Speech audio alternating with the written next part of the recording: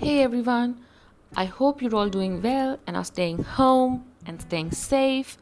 I hope this pandemic has led you to discover some unknown hidden talent of yours. Because when life gives you lemons, you make a lemonade or squeeze it in someone else's eyes. I don't know why I said that.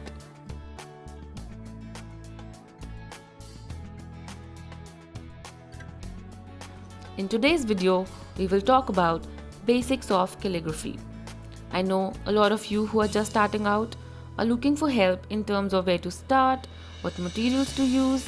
If you're impatient like me, then probably also how to improve in a short period of time. And though there are a lot of resources on the internet, it can seem a little bit daunting and confusing when you're a beginner. I am Neha from Entrepreneur and this is my first YouTube video. If you already know me and follow me on Instagram, thank you so much. And if you're new, well, welcome to my channel and I hope you enjoy the video. Before we embark on a journey of learning calligraphy, let us quickly take a look at some basic terminologies.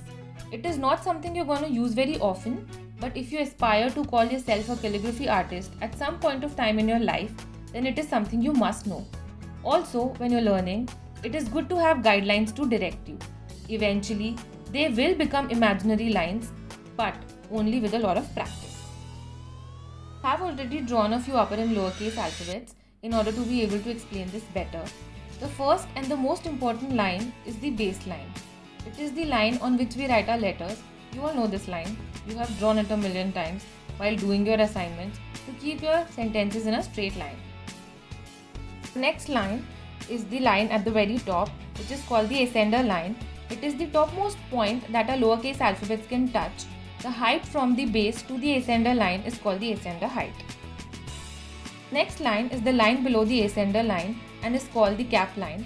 It is the topmost height of our uppercase alphabets. The height from the base to the cap line is called the cap height.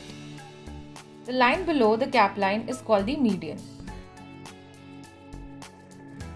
The height from the baseline to the median is called the X height. It is the height of the main part of your lowercase alphabet.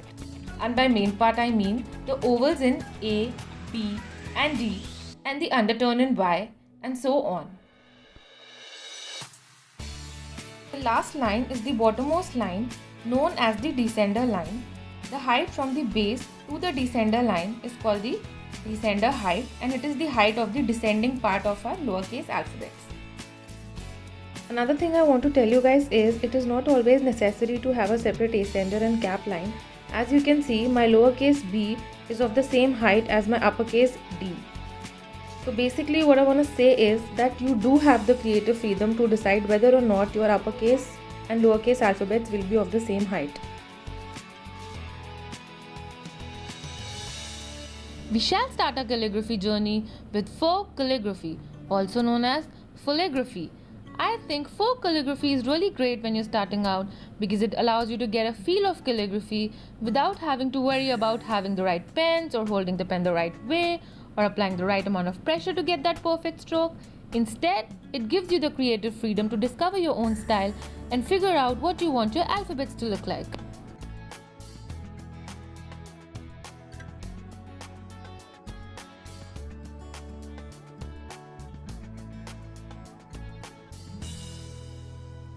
Okay, so before we begin, let me give you a myth and a fact about calligraphy. Okay, so the myth is that in order for you to learn calligraphy, you need to know cursive, which is not true because calligraphy is not cursive. Cursive is when you do not lift your pen until you're done writing the entire word, not even to cross your T's or dot your I's. This makes some alphabets look tinier or more awkward than the others.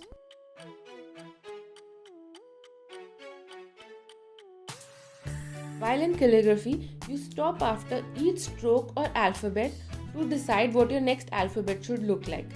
This results in evenly spaced alphabets within a word, and as a result, the alphabets and transitions between alphabets are a little bit more on point because you've paused and planned for them. Now, the fact is a very simple and straightforward thing about calligraphy that you need to remember, and which is something you would have observed throughout the course of this video, is that there are only typically two different strokes in calligraphy, a thin upstroke and a thick downstroke. Let's take a look. I will now write a word the same way I would do calligraphy, but I'll keep all the strokes of the same thickness. But we now know that upstrokes in calligraphy are thinner than the downstrokes. So now let us take a look at how our word progress would be written if we were doing calligraphy.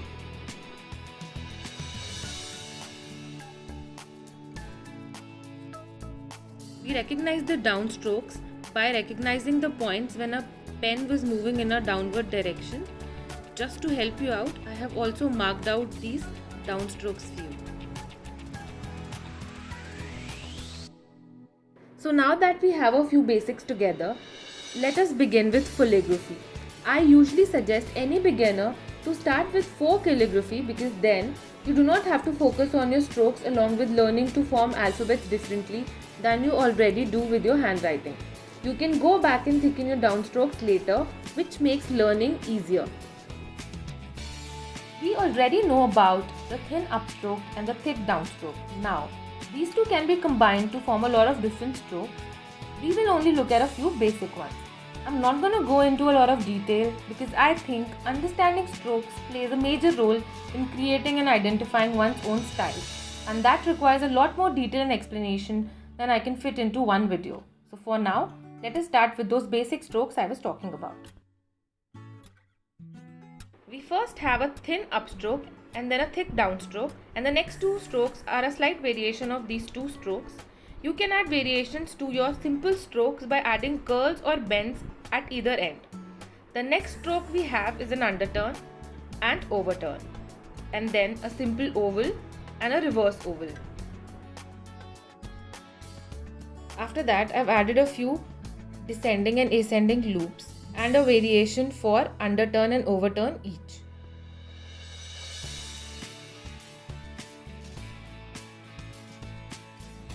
Alright, by now we have definitely learned three things. First, we can now decide the height of our alphabets with respect to one another. And we know that even though there are certain rules, we do have the freedom to tweak them a little bit. Second is the fact that in calligraphy, our downstrokes are thicker than our upstrokes.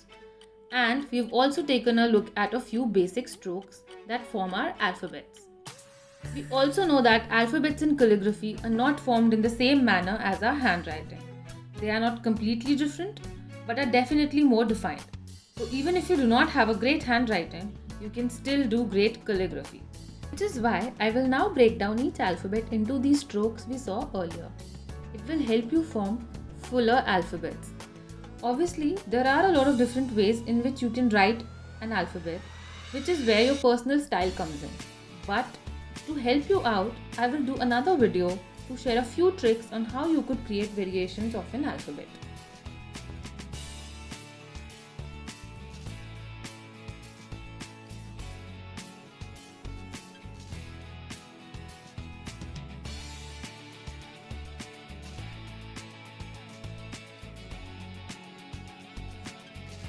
Okay, so what I'm doing here is, in the first line, I will write an alphabet broken down into strokes, and in the next line, I will combine those strokes to form the complete alphabet.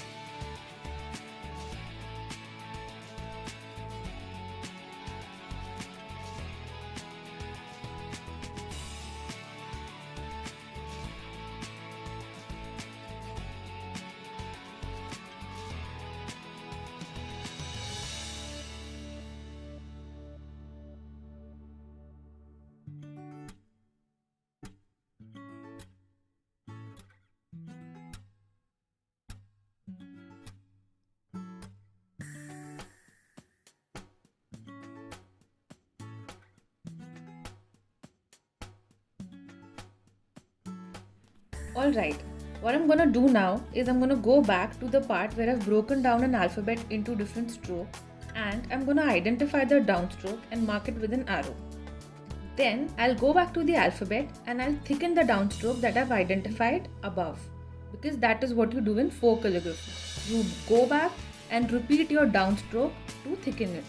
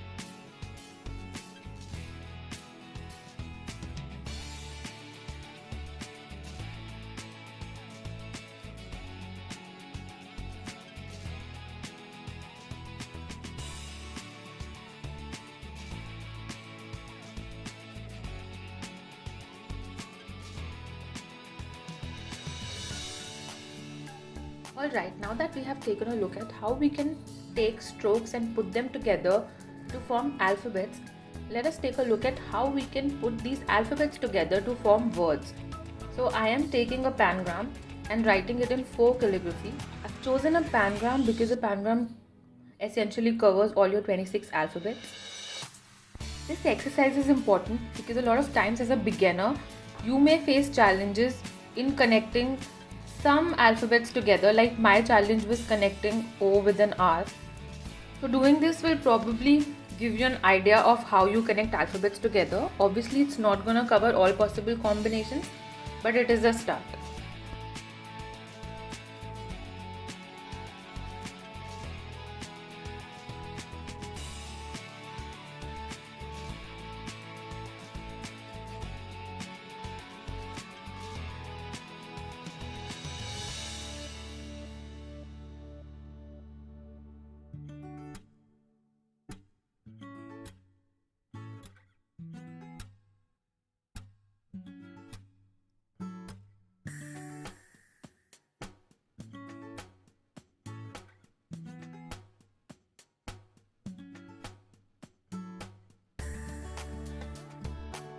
Now that we have essentially learned everything that was important about calligraphy, let us move on to the fun part.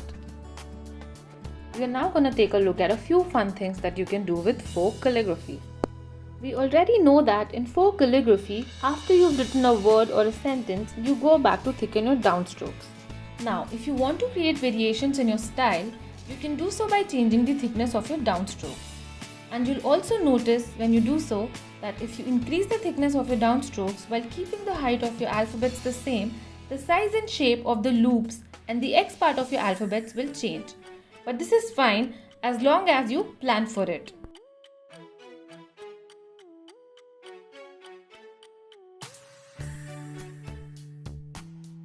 Another fun thing to do using folk calligraphy is, instead of filling in your downstroke with the same color, you can do so with a different color. It gives a little bit of funk to your alphabet. This next idea is similar to the last one, but instead of filling the thick stroke with one single color, you can use multiple colors and blend them together inside the thick stroke.